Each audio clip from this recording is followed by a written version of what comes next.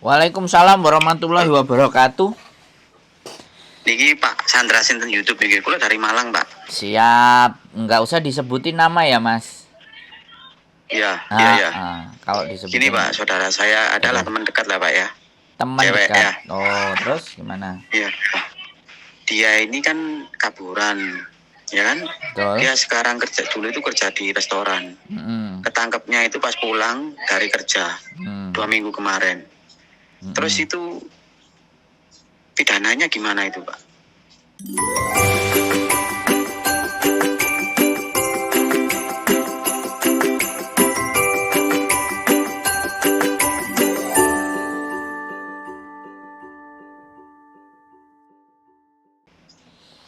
Jadi kalau dia tertangkapnya itu ibaratnya tidak pada saat bekerja, itu tergantung dengan dia. Kalau dia mengakui bahwa dia overstay, oke, ya sidang paling nggak lama-lama. Tergantung dia berapa lama gitu kan, 2 tahun, 3 tahun, Itu 4 kayaknya tahun. itu setahun, 8 bulan. Nah, 8 bulan itu nggak terlalu lama sih sebenarnya. Paling ya sebulan atau setengah sebulan, 2 bulan juga sudah selesai harusnya.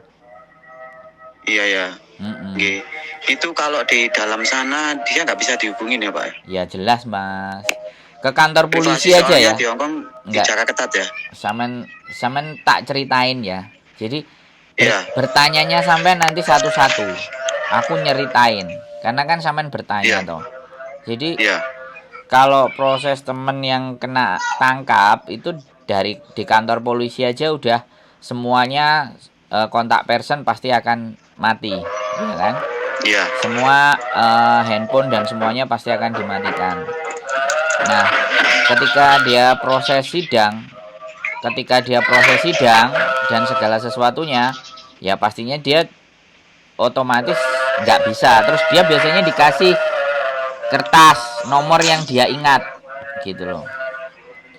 Dikasih nomor yang dia ingat untuk bisa dihubungi. Biasanya mereka dikasih kayak gitu. Boleh 2 nomor yang bisa dihubungi. Jadi seperti itu. Tapi nggak boleh nyentuh HP. HP-nya pribadi dia nggak boleh. Nggak boleh. Makanya kalau dia nggak ingat nomor ya sudah. Pastinya akan di dalam. Terus dia tulis surat. Boleh tulis surat. Jadi dikirim ke Indonesia. Keluarganya siapa yang mau dia kabari. Iya. Prosedurnya seperti itu. Nantinya kan dari surat itu kan ada nama dia, terus alamat penjaranya, sama nomor tahanan. Nah saya juga saya kemarin juga lagi nyari. Jadi saya kalau pingin nemuin, saya harus punya data. Kalau salah tulis surat, saya harus datanya dia komplit, nama sesuai KTP dia, terus nomor tahanannya, baru saya bisa ngubungi dan nyari dia. Kalau nggak bisa ya nyarinya ke KJRI.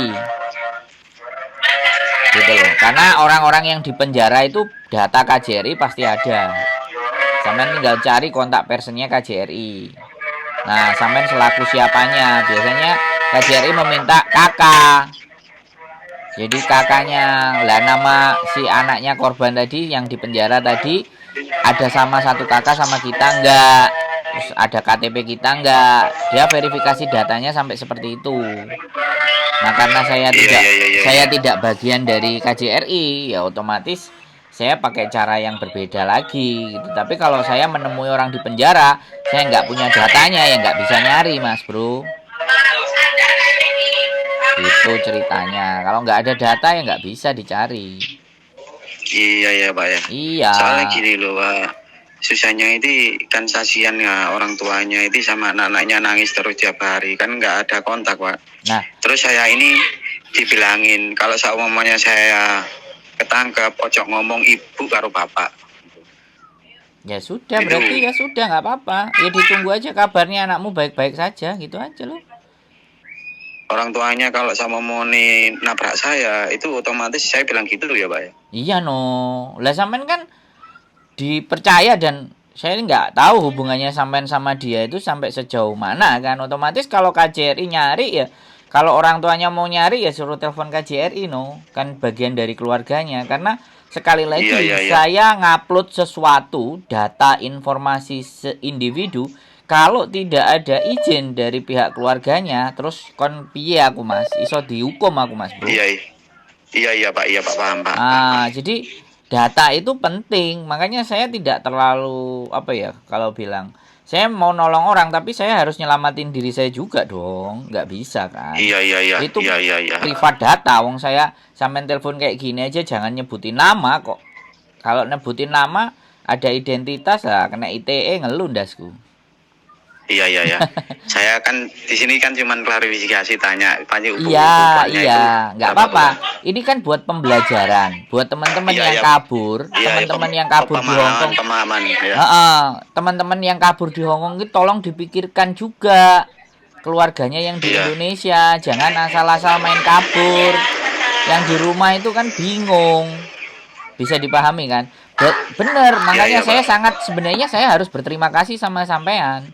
Karena nggak tahu sampean penghubung dari keluarga. Tetapi kalau pihak keluarganya sendiri yang menghubungi KJRI, iya kan? Iya.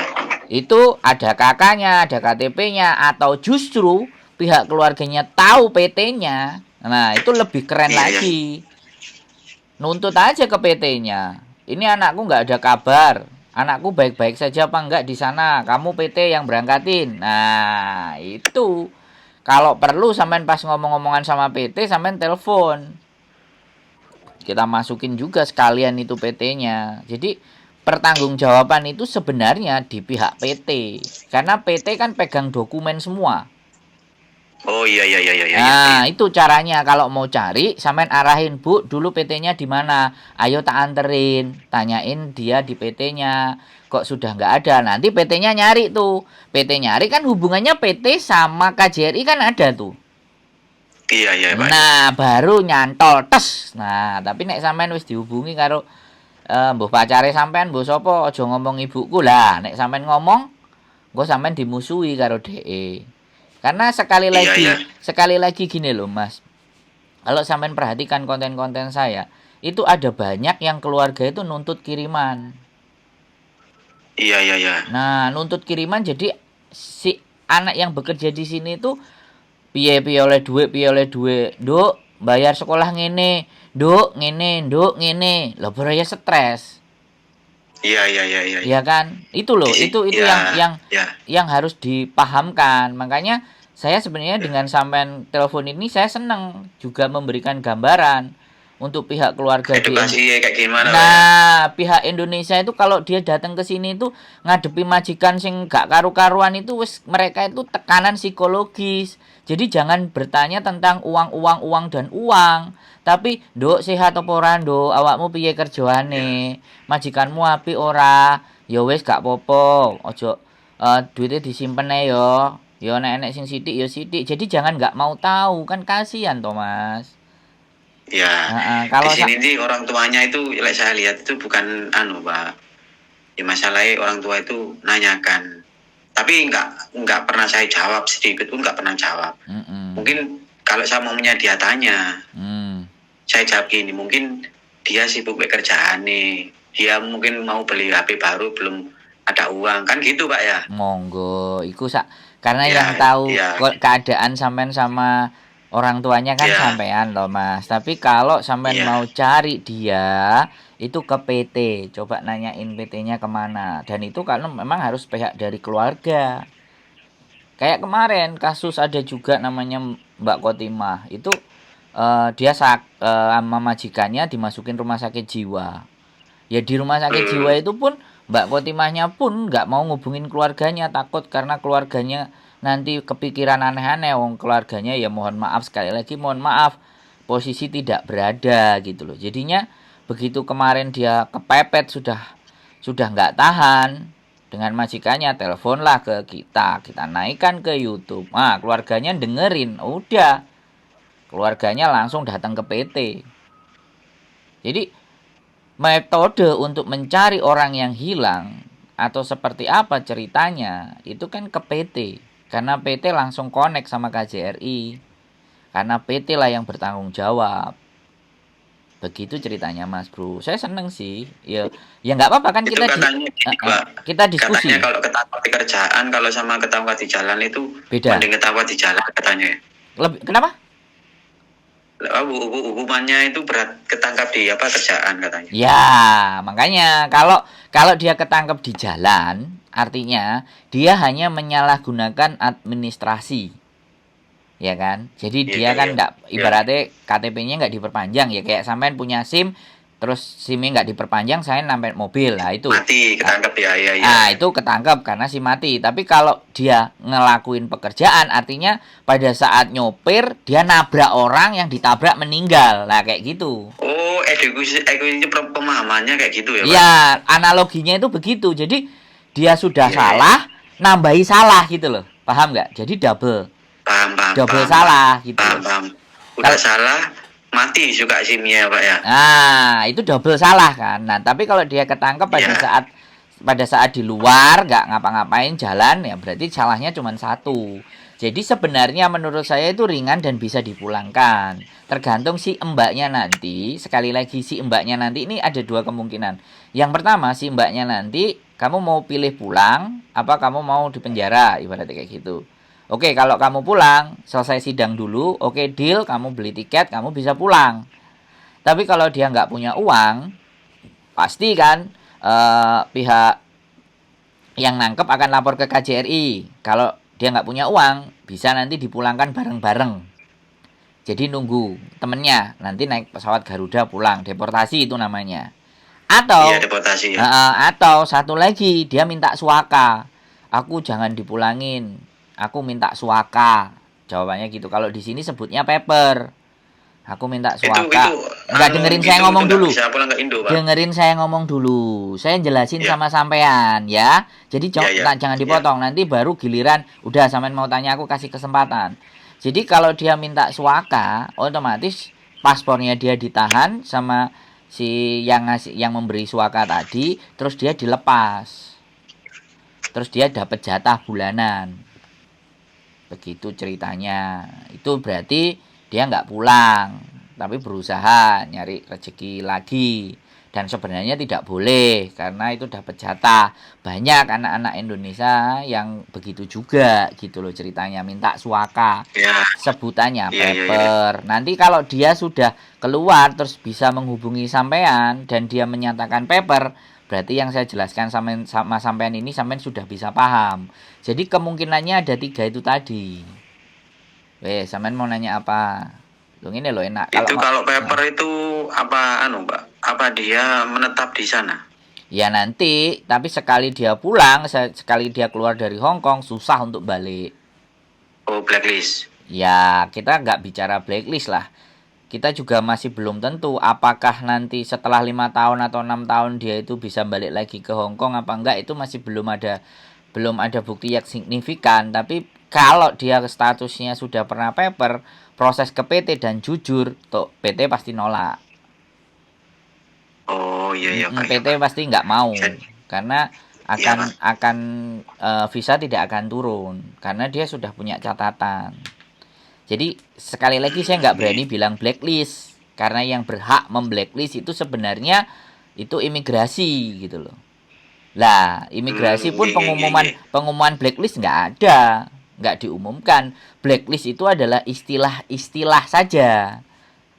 Iya, buktinya saya juga pernah 5 kali dideportasi, tapi buktinya saya sekarang cuman juga kata-kata buat bulatan aja Pak ya. Iya, ben gak kangelan mikir sebenarnya kayak gitu. Iya. Buktinya saya juga pernah dideportasi 5 kali, tapi saya balik Hong Kong dan saya juga berkeliaran di Hong Kong, sudah nggak ada masalah gitu loh. Gitu Mas Bro. Jadi sampean sudah paham kan dengan telepon ini? Sampean sudah bagaimana nanti membicarakan ke keluarga kan, sampean sudah mengerti kan gitu loh. Iya, paham. Ya, harapannya tapi gini Pak ya, ini kalau sama masalah gitu itu kira-kira pidananya berapa bulan Pak? Nah itu saya nggak bisa mastiin Mas Bro. Soalnya kan ada pilihan di orangnya sendiri. Ya, kan 3 tadi pilihannya. Iya. Terus dia mengakui nggak gitu loh. Hong Kong itu kalau dia mau mengakui, iya saya salah, iya saya nggak benar ibaratnya, itu diampuni, nggak pakai lama. Nah kamu mau pulang nggak? Kalau dia pegang duit mau pulang bisa. Itu lebih bisa jadi lebih simpel gitu loh. Tapi kan keputusan 3 nanti keputusan 3 tadi yang mau diambil yang mana? Saya juga nggak bisa berkomunikasi sama anaknya. Datanya anaknya juga saya nggak pegang. Jadi kan saya nggak bisa ngapa-ngapain, Mas Bro. Yang bisa saya lakukan memberikan saya cukup terima kasih. Yang bisa saya lakukan bisa memberikan penjelasan kepada sampean sesuatu yang saya ketahui. Sekali lagi ya, saya belum tentu benar. Ya kan? Saya belum tentu benar. Dan jangan juga cuman kan ini berdasarkan pengalaman saya di Hong Kong kan ya. Jangan juga percaya 100%, jangan. Tapi setidaknya ada kisi-kisi, ada gambaran. Gitu loh. Ada gambaran bahwa yang akan terjadi itu begitu gitu loh. Karena sekali lagi ya namanya memberikan informasi ya Mas. Kadang-kadang itu kan kita juga harus tahu posisinya gitu loh. Bisa tapi dipahami? Kalau momennya dia keluar barang-barang pribadi, HP dia kan masih itu tetap dikembalikan kan Pak? Iya, kalau orang dideportasi itu alat-alat semuanya sama bajunya itu ditaruh satu kotak, terus disimpan nama tahanan ini, terus dia masuk pakai baju yang berbeda, kan kayak gitu ibaratnya. Ya terus nanti keluar ya semuanya dikembalikan. Saya pun juga begitu kemarin. Cuman kan saya karena bukan tahanan jadi baju tetap melekat. Tapi dia geledah juga, saya disuruh telanjang juga. Kan mereka prosedur gitu loh. Mereka prosedur, jadi dibukain semuanya, ada narkobanya atau apa semuanya, kan kayak gitu tuh. Ada indikasi apa narkoba atau gimana kan gitu ya. Jadi kayak gitu, dia itu namanya prosedur protap. Jadi prosedur. Habis itu ya sudah, kalau dinyatakan tahanan ya sama kayak Indonesia, bajunya diganti, terus baju mereka disimpan, cincin apa semuanya dilepasin, ditaruh di satu kotak tertentu. Nama tahanan ini kunci, nanti dia keluar itu semuanya balik lagi, nggak ada masalah. Begitu Mas. Ada lagi yang mau ditanyakan? Cukup. Coba. Jadi coba ke PT kalau dia mau nyari, atau langsung ke KJRI juga boleh, tapi enaknya dari PT aja. Datang aja, minta infonya ke PT. Karena kan dia berangkat ke Hong Kong itu kan pasti dari PT dulu toh. Iya. Pasti datanya ada di PT. Yakin, apalagi masih 8 bulan. Oke? Pun banter suwun Pak nggih. Nggih, sehat selalu Mas ya. Mohon maaf belum bisa membantu banyak atas edukasi ini masukane sampeyan jenengan. Siap. Sembah nuwun. Assalamualaikum. Waalaikumsalam warahmatullahi wabarakatuh.